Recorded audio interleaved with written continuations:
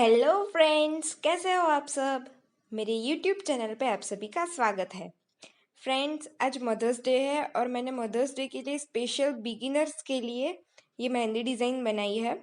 तो video and तक देखें और मुझे कमेंट सेक्शन में ज़रूर बताएं कि आपको ये आर्ट कैसा लगा। And happy Mother's Day to all mothers. वैसे तो मदर्स डे बहुत ही कम समय है मदर की एफर्ट को अप्रिशिएट करने के लिए, पर फिर भी हम आज के दिन इसको स्पेशली मनाते हैं to make her feel special.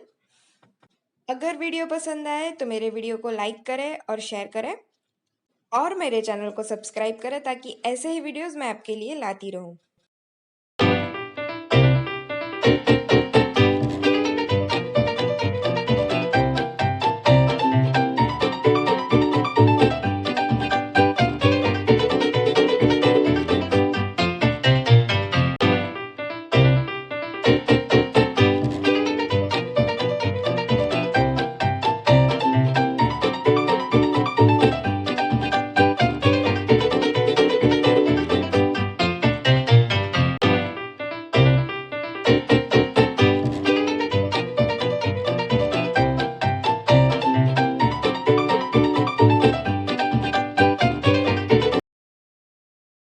मिलते हैं मेरे अगले वीडियो में, तब तक के लिए बाय बाय, टेक केयर।